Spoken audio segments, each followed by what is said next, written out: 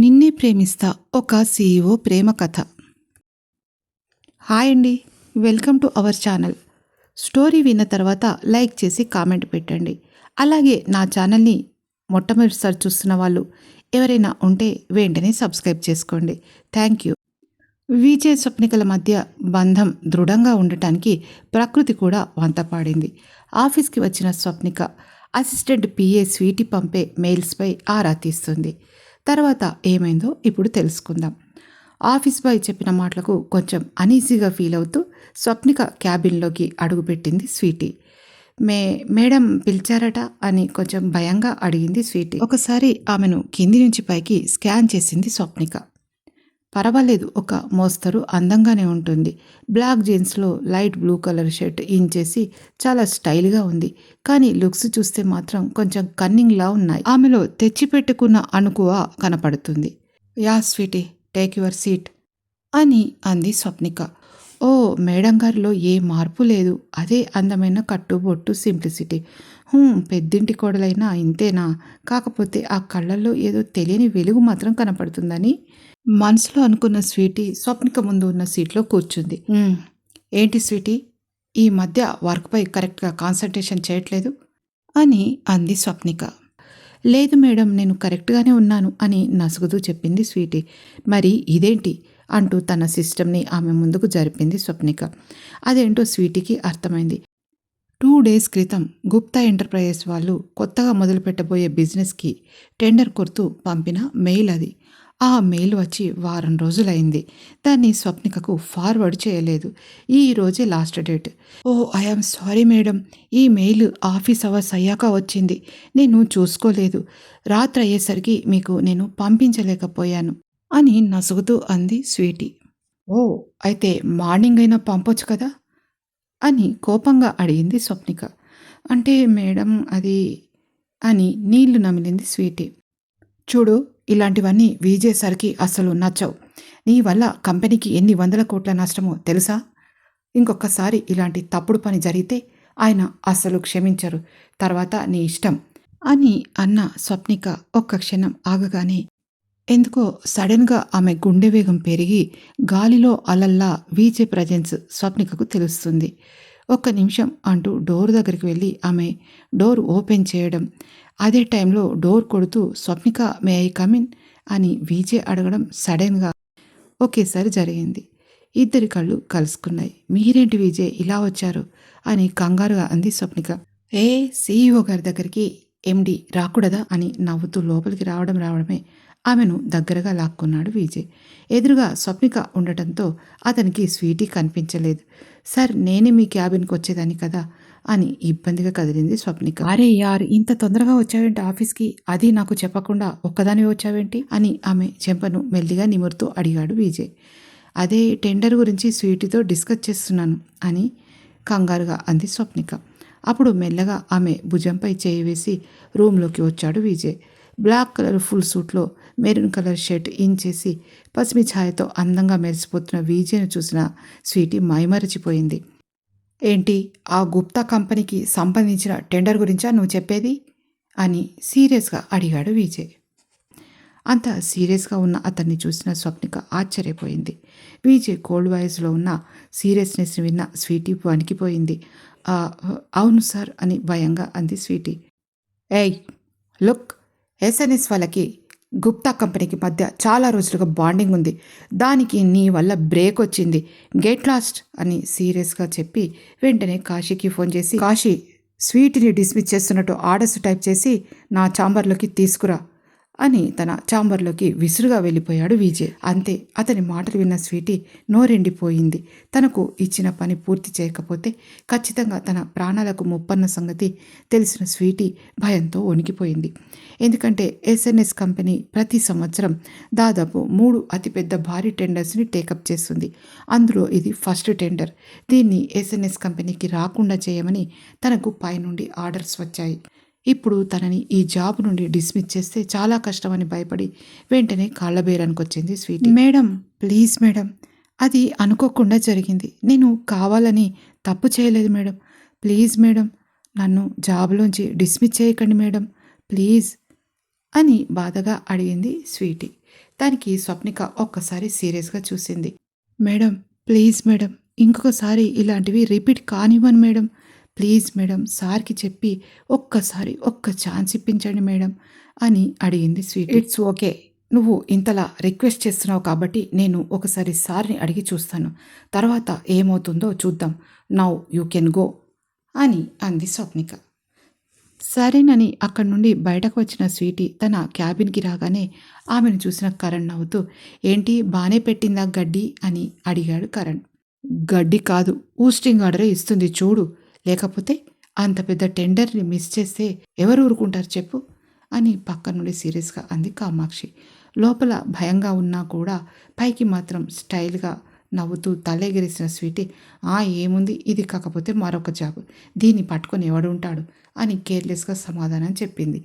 విజయ్ తన మెడలో టైలు చేస్తూ స్వీటీని ఎదురుగా ఉన్న మానిటర్లో చూస్తుంటాడు. ఎందుకో అతనికి స్వీటీ లాంటి యాటిట్యూడ్ ఉన్న వాళ్ళు ఎవరూ నచ్చరు. ఇంతలో డోర్ నాక్ చేసిన శబ్దం వినిపించగానే కమిన్ అన్నాడు విజయ్. ఎదురుగా స్వప్నిక. ఏంటి విజయ్, డోర్ నాక్ చేయగానే ఎవరు అని అడగరా అని ఆశ్చర్యంగా అడిగింది స్వప్నిక. వచ్చింది నువ్వు కాబట్టి అని నవ్వుతూ అన్నాడు విజయ్. నేనని నీకెలా తెలుసు అని ఆశ్చర్యంగా అడిగింది స్వప్నిక. నీ కాలి అడుగు నాకు దగ్గరవుతున్న కొద్దీ ఇక్కడ హార్ట్ బీట్ పెరుగుతుంది, దాంతో నువ్వని గుర్తుపట్టేస్తాను అని నవ్వుతూ అన్నాడు విజయ్. ఆ మాటలకు ఆశ్చర్యపోయిన స్వప్నిక, ఏంటి ఈ పైత్యం నాకే కాదు ఇతనికి కూడా మొదలైందా అని మనసులో అనుకుంది. ఏయ్, ఏంటలా చూస్తున్నావు, సైట్ కొడుతున్నావా అని ఆమెను దగ్గరికి లాక్కున్నాడు. అబ్బా, వీడు మొన్నటి వరకు కొంచెం డిస్టెన్స్ మెయింటైన్ చేసేవాడు, నిన్నటి నుండి అదంటూ ఒక వర్డ్ ఉందన్న విషయమే మర్చిపోయాడు అని మనసులో చిన్నగా విసుక్కుంది స్వప్నిక. నేనంతే, నీ మీద సర్వ హక్కులు నాకే అని మరింత గట్టిగా హక్ చేసుకున్నాడు విజయ్. దాంతో ఏంటి, నా మనసులో అనుకున్నవి నా ముఖం మీద కనపడుతున్నాయా ఏంటి అని చిరుకోపంగా అడిగింది స్వప్నిక. కాదు, నీ కళ్ళున్నాయే అవి చెప్పకనే చెప్పేస్తాయి అని అన్నాడు విజయ్. ఏంటి బాబు, పుట్టింది పెరిగింది ఫారెన్, అయినా అచ్చమైన తెలుగులో బాగానే ఫ్లర్ట్ చేస్తున్నావు అని తన బుగ్గల్లో పూస్తున్న గులాబీలను దాచలేక ఇబ్బంది పడుతూ అంది స్వప్నిక. ఆ బుగ్గలపై సుతారంగా ముద్దు పెడుతూ, పుట్టింది ఫారెన్ అయినా తెలుగువాణ్ణి, తెలుగు అమ్మాయిని లవ్ చేస్తున్నవాణ్ణి అని డ్రామాటిక్గా చెప్పాడు విజయ్. నిన్ను లవ్ చేస్తున్న వాణ్ణి అన్న మాటలకు చురుగ్గా చూసింది Swapnika. Yes my dear, I love you promise అని అల్లరిగా నవ్వుతున్న అతన్ని చూసి స్వప్నిక ఏదో చెప్పడానికి నోరు తెరిచింది. సర్ అని కాశీ పిలుపు వినగానే దూరం జరిగింది స్వప్నిక. సర్, ఈ లెటర్ అని అతని చేతికి ఇచ్చాడు కాశీ. వెంటనే దానిపైన సైన్ చేయడానికి పెన్ తీశాడు విజయ్. విజయ్, ఒక్క నిమిషం, స్వీటీని ఇప్పుడే డిస్మిస్ చేస్తే కష్టం, మన కంపెనీ లోసుకులని ఆమెకు బాగా తెలుసు అని అంది స్వప్నిక. ఒక్కసారి ఆలోచించిన విజయ్ ఆమె వైపు చూశాడు. ఇదంతా ఎందుకు చేసిందో తెలుసుకోవాలంటే కొన్ని రోజులు ఆమె మన ఆఫీస్లో పని చేయడమే బెటర్ అని మళ్ళీ అంది స్వప్నిక. అది విన్న కాశీ కూడా, సార్, మేడం చెప్పింది కరెక్ట్, ఆమెను జాబ్ నుండి డిస్మిస్ చేస్తే మనం తన గురించి తెలుసుకోవడం కష్టం అని అన్నాడు. అప్పుడే ఆఫీస్ బాయ్ని పిలిచి స్వీటీని రమ్మను అని చెప్పాడు విజయ్. ఆమె లేని బాధను, ఏడుపును అరువు తెచ్చుకొని, సార్, ఒక ఛాన్స్ ఇవ్వండి సార్ ప్లీజ్ అని మళ్ళీ అడిగింది స్వీటీ. ఒక్కసారి ఆలోచించిన విజయ్, చూడు, నీకు మరో ఛాన్స్ ఇమ్మని మీ CEO మేడం చెప్పారు కాబట్టి వదిలిపెట్టాను. నువ్వు చేసిన పనికి నిన్ను చంపి పాతరేయాలి, అలాంటిది మేడం మాట విని ఊరుకున్నాను. ఇక నుండి బీ కేర్ఫుల్ అని వార్నింగ్ టోన్తో చెప్పి యూ కెన్ గో అని సీరియస్గా చూస్తూ అన్నాడు విజయ్. దాంతో థ్యాంక్స్ చెప్పి వెళ్ళిపోయింది స్వీటీ. మొత్తానికి జాబు ఊడనందుకు హమ్మయ్య అని ఊపిరి తీసుకున్న స్వీటీ ఉదయం పోస్టింగ్ ఆర్డర్స్ ఇమ్మన్న మనిషి పెళ్ళాం మాటలకు తల వంచి తనని జాబు నుండి తీసివేయలేదంటూ ఆశ్చర్యపోయింది స్వీటీ. అయినా తనకు మరో ఛాన్స్ వచ్చిందని ఈసారి చాలా పకడ్బందీగా ప్లాన్ వేయాలని మనసులో అనుకుంది స్వీటీ. పాపం స్వీటీ పాప విజయ్ అండ్ స్వప్నికల్ లాంటి స్మార్ట్ కపుల్ గురించి తక్కువగా అంచనా వేసింది. తన వెనుక ఏం జరుగుతుందో తెలుసుకోలేకపోయింది. ఆఫీస్ నుండి ఇంటికొచ్చిన స్వప్నికకు ఒకటే తుమ్ములు రాసాగాయి. మొదలై చేయి నొప్పి, అందులో ఈ ముక్కు కారణం ఒకటి. చాచా అని చిరాకు పడింది. ఏంటమ్మా, అంత వర్షంలో తడుస్తారా, నువ్వేమైనా చిన్నపిల్లవా ఏంటి అని చిన్నగా మందలించింది సీతాలు. అవును సీతాలు, నేను చిన్నపిల్లని కాను. కానీ చిన్నప్పుడు అనుభవించాలని అనుకున్నా. అప్పుడు టైం లేదు. ఇప్పుడు వయసు లేదు అని చిన్నగా అంది స్వప్నిక. అప్పుడే అక్కడికి వచ్చిన విజయ్ కూడా ఒక తుమ్ము తుమ్మగా, ఏంటి అల్లుడు బాబు, మీరు కూడా తుమ్ముతున్నారు? పాపతో పాటు మీరు కూడా వర్షంలో తడిచారా ఏంటి? అని అయోమయంగా అడిగింది సీతాలు. స్వప్నిక, విజయ్ ఇద్దరు ఒకరి ముఖాలు ఒకరు చూసుకున్నారు. దాంతో ఇద్దరికీ రాత్రి జరిగిన అనుభవం గుర్తుకు రాగా సిగ్గుతో ఎర్రబడిన స్వప్నిక మొహం చూసి, అయ్యో, ఏం చెప్పమంటావు సీతాలు? వర్షంలో తడవడానికి నేనేమైనా చిన్నపిల్లాడినా ఏంటి? వద్దు వద్దు అని మొత్తుకున్నా కూడా మీ అమ్మాయి వినిపించుకోలేదు. నన్ను కూడా వర్షంలోకి లాగి తడిచేలా చేసింది అని అమాయకంగా అన్నాడు విజయ్. అతను ఆడుతున్న అబద్ధాలు విన్న స్వప్నిక కోపంగా అతని వైపు చూడగా, ఆమె అలా తనని చూడగానే సీతాలు చూడకుండా ఒకసారి ఐ వింక్ చేశాడు విజయ్. ఏంటి, నేను తడవమని మిమ్మల్ని వర్షంలోకి లాగానా? హా, అలా అంటారేంటి అని సీరియస్గా అడిగింది స్వప్నిక.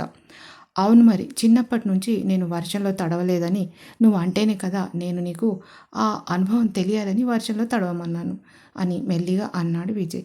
వాళ్ళిద్దరూ దేని గురించో గిల్లికజ్జలు పడుతున్నారో తెలియకపోయినా ఒకరికొకరు మాటలతో ఆడుకుంటున్నారని అర్థమైన సీతాలు వాళ్ళిద్దరిని సంతోషంగా చూస్తూ, మీరు ఇద్దరూ ఇలాగే పిల్లా పాపలతో సంతోషంగా ఆనందంగా ఉండాలని ఆ దేవుణ్ణి కోరుకుంటాను తల్లి అని మనసులో అనుకుంది.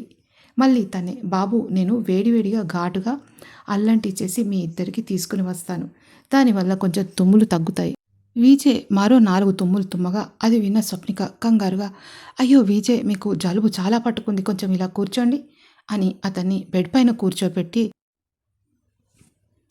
ఆ పక్కనే ఉన్న కబ్బోర్డ్ నుంచి విక్స్ బాటిల్ తీసింది స్వప్నిక. అతన్ని అలాగే దిండు కొరగబెట్టి కూర్చోబెట్టిన తర్వాత ఆ బామ్ని తీసి అతని ముక్కుకి మెడకు రాసిన తర్వాత, విజయ్, దీన్ని నీ వీపు ఛాతికి రాసుకో, మార్నింగ్ కల్లా కంట్రోల్ అవుతుంది అని అంది స్వప్నిక. ఆమెని ఒక చూపు చూశాడు విజయ్. మెడకు ముక్కుకు రాశాక అదే చేత్తో వీపు ఛాతికి రాయొచ్చుగా అని మనసులో అనుకున్న విజయ్ చూపులు స్వప్నికకు ఎక్కడో తాకాయి. ఏంటి, అక్కడ కూడా నువ్వే రాయి. నీ వల్ల నేను వర్షంలో తడిచి జలుబు తెచ్చుకుంటే నీకు ఇంత కూడా బాధ లేదు. వెనక ముందు కూడా రాయి అని సీరియస్గా అన్నాడు విజయ్. ఏంటి, నా వల్ల తడిచారా? నేనేమన్నా మిమ్మల్ని వర్షంలోకి లాగానా ఏంటి? అన్నీ మీరే చేసి సీతాల ముందు నన్ను దొంగం చేస్తున్నారు అని కోపంగా అంది స్వప్నిక. ఏం చేస్తాం, నువ్వు రాయనంటున్నావు కదా, నాకు రాసుకోవడం రాదు కాబట్టి సీతాల్ని రాయమంటాను. పెళ్ళాముండి కూడా వేరే వాళ్ళతో తప్పడం లేదు మరి అని అరిగినట్టు మొహం పెట్టుకున్నాడు విజయ్. ఇంతలో టీ ఫ్లాస్క్ కప్పులు పట్టుకొని వచ్చిన సీతాలు స్వప్నిక చేతిలో ఆ బామ్ని చూసి, నేను చెప్పలేదా అల్లుడు బాబు, మా అమ్మాయికి అన్నీ తెలుసు అని చిన్నగా నవ్వింది. ఏంటి, మీ అమ్మాయికి అన్నీ తెలుసా? ఏం తెలుసు మీ అమ్మాయికి? ఈ బామ్ నీతోనే అని చెప్పబోయాడు విజయ్. అతని మాటలకు మధ్యలో ఆపేసిన స్వప్నిక, ఏం లేదు సీతాలు, ఈ బాంబు పూస్తానంటే ఆయన మండుతుందేమో అని భయపడుతున్నారు. నువ్వు టీ అక్కడ పెట్టి వెళ్ళు, నేను పోసి ఇస్తాలే అని ఆమెను కిందికి పంపించేసింది స్వప్నిక. సీతాలు వెళ్ళిపోగానే రూమ్ డోర్స్ క్లోజ్ చేసి వచ్చిన స్వప్నిక షర్ట్ విప్పుతున్న విజయ్ని చూసి కళ్ళు ఒక్కసారి మూసుకుని, ఏయ్, ఏంటి విజయ్, షర్ట్ ఎందుకు విప్పుతున్నావు అని గట్టిగా అర్చినంత పనిచేసింది. దానికి దడుచుకున్న విజయ్, ఏంటే ఆ పొలికేకలు, వీపుకు విక్స్ రాయాలంటే మరి షర్ట్ కదా విప్పాలి అని కసున అరిచాడు విజయ్. ఏంటేనా, ఇదిగో ఏంటే గీంటే అంటే నేను అంటాను ఏరా అని అని చిన్నగా అంది స్వప్నిక. ఏమో అనుకున్నాను, బాగానే ఉందే నీకు అని షర్ట్ విప్పి బోర్లా పడుకున్నాడు విజయ్. చాలా పెద్ద బెడ్ పైన bottle green printed Bombay Dyeing bedsheet వేసి ఉంది.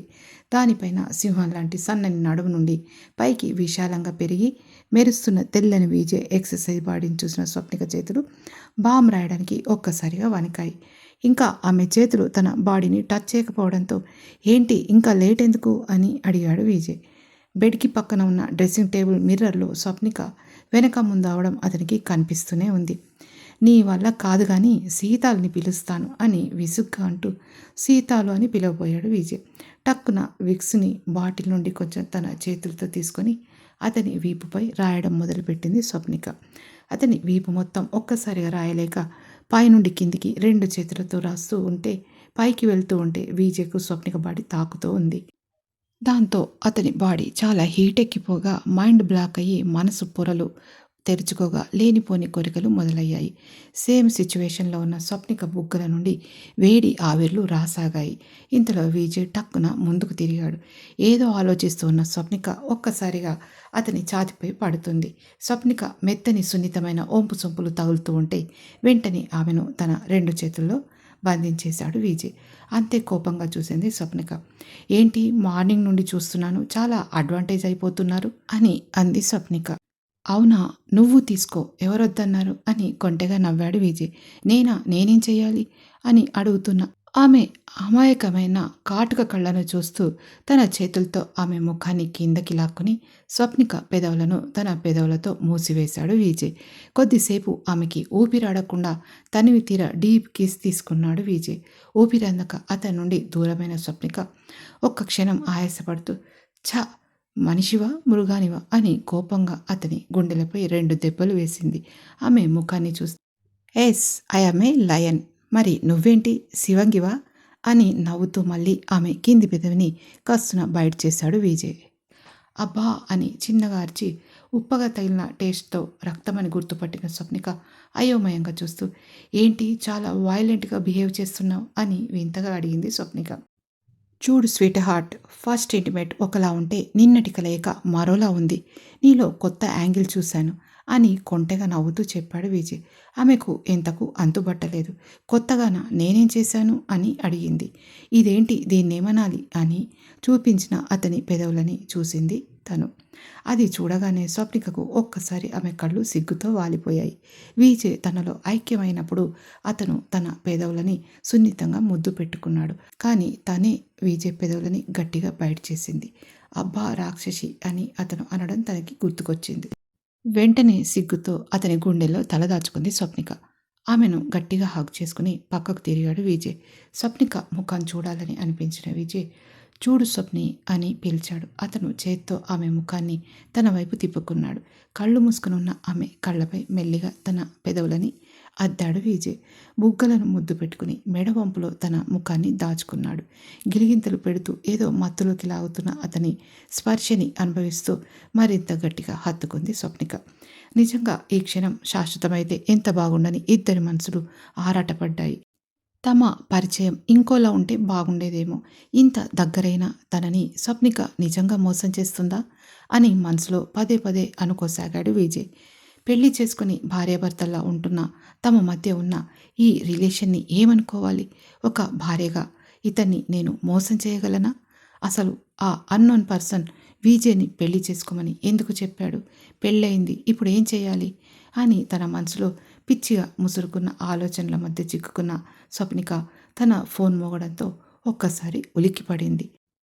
ఇంతకీ ఆ ఫోన్ చేసింది ఎవరు? స్వప్నిక నిజంగానే విజయ్కు ప్రాబ్లం క్రియేట్ చేస్తుందా, లేదా ఇద్దరు కలిసి దాన్ని సార్ట్ అవుట్ చేస్తారా? దీని గురించి మీరేమనుకుంటున్నారో కామెంట్ రూపంలో పెట్టండి. అలాగే తర్వాతి పార్ట్ వినడానికి రెడీగా ఉండండి. విన్న తర్వాత లైక్ చేసి కామెంట్ పెట్టండి. అలాగే నా ఛానల్ని కొత్తగా ఎవరైనా చూస్తే వెంటనే సబ్స్క్రైబ్ చేసుకోండి. Thank you.